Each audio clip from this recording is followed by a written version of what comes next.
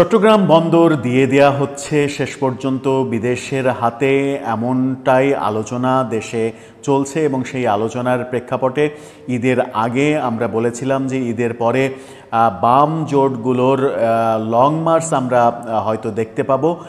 সেরকম ঘোষণাই শেষ পর্যন্ত বোধহয় আসলো। রোড মার্চের ঘোষণা দেয়া হলো। বন্দর যদি বিদেশিদের হাতে তুলে দেয়া হয় তাহলে 2 দিনের রোড মার্চ ঘোষণা করা হয়েছে এবং সেই রোড মার্চ ঢাকা থেকে শুরু হয়ে চট্টগ্রামে গিয়ে শেষ হবে। আমরা প্রধান উপদেষ্টাকে জাতির উদ্দেশ্যে ভাষণে বলতে শুনেছি যে দেশের স্বার্থেই বন্দর বিদেশিদের হাতে তুলে দেওয়া হচ্ছে এবং এই কর্মকাণ্ডের বিরুদ্ধে যারা আছে তাদেরকে প্রতিরোধ করুন। জনগণকে বলেছেন যে এই সিদ্ধান্তের বিপক্ষে যারা অবস্থান করছে তাদেরকে প্রতিরোধ করুন, অর্থাৎ জনগণকে এক ধরনের খেপিয়ে তোলার চেষ্টা করেছেন তিনি। জনগণকে মানে তার সমর্থকদের, যে যারা বন্দর দিতে চায় না তাদেরকে প্রতিহত করতে হবে। এক ধরনের গৃহযুদ্ধের আভাস সেই বক্তব্য থেকে অনেকেই মনে করেছিলেন যে এক ধরনের গৃহযুদ্ধের ডাক দিচ্ছেন কিনা প্রফেসর ইউনূস। এবার দেখলাম যে সত্যি সত্যি রোড মার্চের ঘোষণা দেয়া হলো এবং সেই রোড মার্চ যেদিন অনুষ্ঠিত হবে তার আগের দিন পর্যন্ত যদি প্রফেসর ইউনূস স্পষ্ট ঘোষণা না দেন যে বিদেশিদের হাতে এই বন্দর তুলে দেওয়া হবে না, তাহলে এটা হবে। আর যদি ঘোষণা আসে বন্দর তুলে দেওয়া হবে না, তাহলে এখান থেকেও কর্মসূচি প্রত্যাহার করে নেওয়া হবে। সেই আলোচনাই করবে এই ভিডিওতে। থাকবেন পলিটিক্স টিভির নিয়মিত আয়োজনে।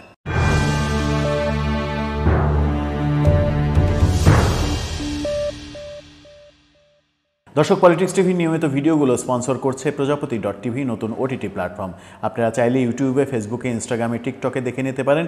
ডেসক্রিপশন বক্সে লিঙ্ক দেওয়া থাকবে, সেখান থেকেও আপনারা দেখে নিতে পারেন প্রজাপতির কার্যক্রম। বলছিলাম, বন্দর বিদেশিদের হাতে তুলে দেয়া, করিডোর এবং বন্দর, এটা নিয়ে আলোচনা থামছেই না।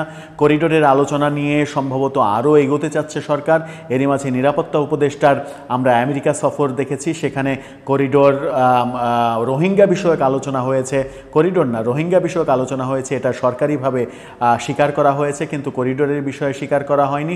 করিডোর নিয়ে আমেরিকার সঙ্গে এক ধরনের আলোচনা এখনও সরকার চালিয়ে যাচ্ছে, এরকম প্রচার কিন্তু রয়েছে। এরই মধ্যে যেটা হলো, দেশের প্রধান সমুদ্র বন্দরের একটি টার্মিনাল ব্যবস্থাপনার কাজ বিদেশি কোম্পানি দেয়ার উদ্যোগের বিরোধিতা সহ রাখাইনে মানবিক করিডোর চালুর প্রতিবাদে রোড মার্চের ঘোষণা দেওয়া হয়েছে। সাম্রাজ্যবাদী দেশপ্রেমিক জনগণ নামের এক প্ল্যাটফর্ম গঠন করা হয়েছে এই রোড মার্চ করার জন্য। সেখানেই এই প্ল্যাটফর্মের পক্ষ থেকে রুহিন হোসেন প্রিন্স তিনি বলেছেন যে এটা এই রোড মার্চের প্ল্যাটফর্ম, স্থায়ী কোনো প্ল্যাটফর্ম নয়। আজ থেকে আনুষ্ঠানিকভাবে এটা জানান দেয়া হলো। অর্থাৎ গতকালকে যখন তিনি প্রেস কনফারেন্সে এই কথা বলেন, তিনি বলেছেন যে আজ থেকে এটা জানান দেয়া হলো এবং এই রোড মার্চ হবে। বাম গণতান্ত্রিক জোট, গণতান্ত্রিক সাংস্কৃতিক ঐক্য, ফ্যাসিবাদ বিরোধী বাম মোর্চা, বাংলাদেশের সমাজতান্ত্রিক দল বাসদ, বাংলাদেশের সাম্যবাদী আন্দোলন বাসদ, মার্ক্সবাদী, গণতান্ত্রিক বিপ্লবী পার্টি সহ অনেক দল ও সংগঠনের নেতাকর্মীরা এই প্ল্যাটফর্মে একত্রিত হয়েছেন। বাম গণতান্ত্রিক জোটের সমন্বয়ক সিপিবির সাধারণ সম্পাদক রুহিন হোসেন প্রিন্স বলেছেন, সরকার যদি আমাদের দাবিগুলো মেনে নেয়, দেশবিরোধী চিন্তা থেকে বেরিয়ে আসে, তখন এই রোড মার্চও আমরা করব না। আর যদি দেশবিরোধী কোনো চিন্তা করা হয়, সাম্রাজ্যবাদ বিরোধী দেশপ্রেমিক সকল জনগণকে সঙ্গে নিয়ে আমরা লড়াই চালিয়ে যাব। জাতীয় সম্পদ ও সার্বভৌমত্ব রক্ষায় দেশপ্রেমিক সকল জনগণকে নিয়ে আমরা ঐক্যবদ্ধ লড়াই চালিয়ে যাব। মা মাটি মোহনা বিদেশিদের হতে দেব না, এমনটা বলেছেন। এছাড়াও যেটা বলেছেন সেটা হচ্ছে যে মানবিক করিডোর বিষয়ে তিনি বলেছেন, সরকার মিয়ানমারের রাখাইনে কথিত মানবিক করিডোর বা ত্রাণ চ্যানেল দেওয়ার ঘোষণা দিয়েছে। আমেরিকা সহ পশ্চিমা দেশগুলো এই করিডোর দ্রুত বাস্তবায়নের জন্য বাংলাদেশকে চাপ দিচ্ছে। যে ঘটনা আমরা প্রথমেই বলেছি যে আমেরিকায় গিয়েছেন নিরাপত্তা উপদেষ্টা, সেখানে করিডোর নিয়ে আলোচনা হয়েছে নিশ্চিত করে, এবং রুহিন হোসেন প্রিন্স বলছেন যে আমেরিকা সহ পশ্চিমা দেশগুলো করিডোর দেওয়ার ব্যাপারে সরকারকে চাপ দিচ্ছে। কিন্তু মানবিক করিডোরের কথা বলা হলেও তা মার্কিনের চীন ঘেরাও নীতির স্বার্থে যে ব্যবহৃত হবে তা বলার অপেক্ষা রাখে না, ফলে বাংলাদেশ ভূ রাজনৈতিকভাবে আক্রান্ত হবে। মূলত মানবিক করিডোরের আড়ালে মার্কিনী বাহিনী চীনের বিরুদ্ধে একটা ঘাঁটি করতে চায় এই অঞ্চলে, তেমনটাই তিনি বলার চেষ্টা করেছেন। বলেছেন বাংলাদেশকে মিয়ানমারের বিরুদ্ধে যুদ্ধে লিপ্ত হতে বাধ্য করবে তারা। ভারত, চীন, পাকিস্তান সহ নানা শক্তির দ্বন্দ্ব সংঘাত ও ছায়াযুদ্ধে জড়িয়ে পড়বে বাংলাদেশ। সেই সঙ্গে রাখাইন করিডোর বাংলাদেশ সহ এই অঞ্চলে মার্কিন সাম্রাজ্যবাদী নিয়ন্ত্রণ বৃদ্ধি পাবে।